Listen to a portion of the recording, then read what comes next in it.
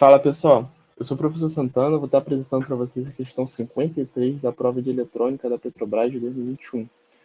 Tá? Essa prova tiveram 3 questões de robótica, essa é uma delas, sendo que 2 questões foram anuladas.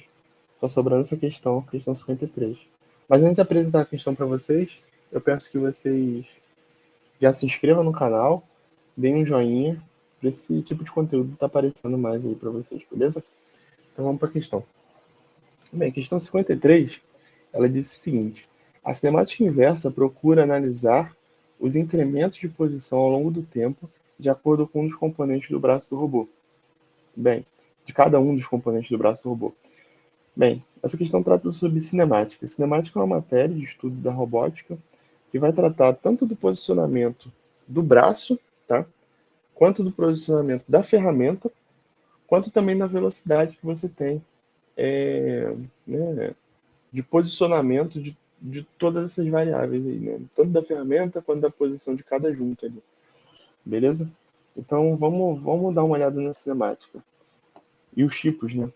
Então a gente tem cinemática direta, que é a determinação da posição do efetuador a partir dos ângulos das juntas. Então, dado os ângulos das juntas, então a junta é o quê? A junta é. Você tem o braço do robô, né?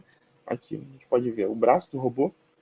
Então, cada junta é isso daqui, né? É o que une, né? Cada parte do braço.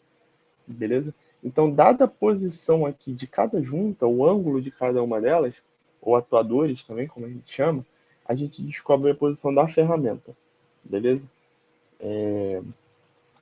Então, no livro de robótica do John Craig, ele falava, né? Dado um conjunto de ângulos junta, o problema de cinemática direta é computar a posição e orientação do sistema de referência da ferramenta, com relação ao sistema da base.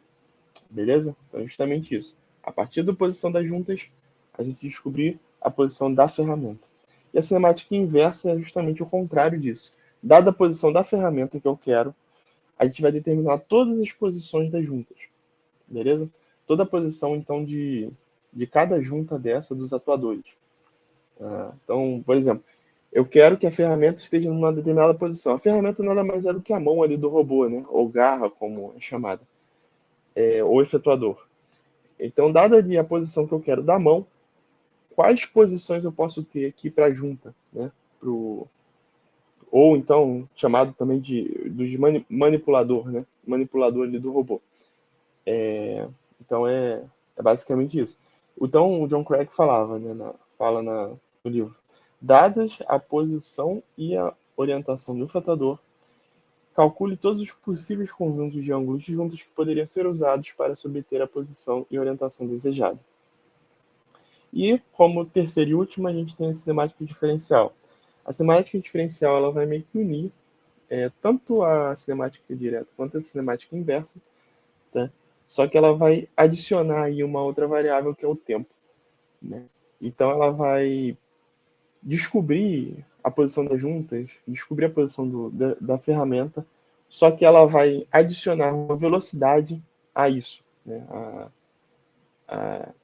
A posição, o posicionamento tanto da ferramenta quanto das juntas.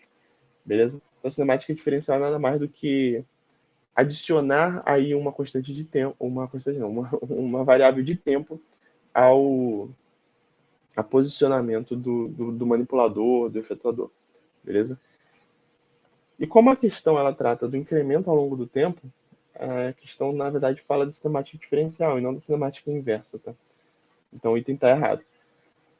Uma dica, pessoal. Se a questão vier falando de tempo, tá? Cinemática e tempo, ela está falando da diferencial. Se ela estiver falando da posição primeiro do efetuador, né? Dada a posição do efetuador, eu quero descobrir a posição das juntas, aí então ela está falando da cinemática inversa. E se eu estiver falando da posição das juntas para descobrir a posição do efetuador, então ela está tratando da cinemática direta. Beleza, pessoal? Obrigado.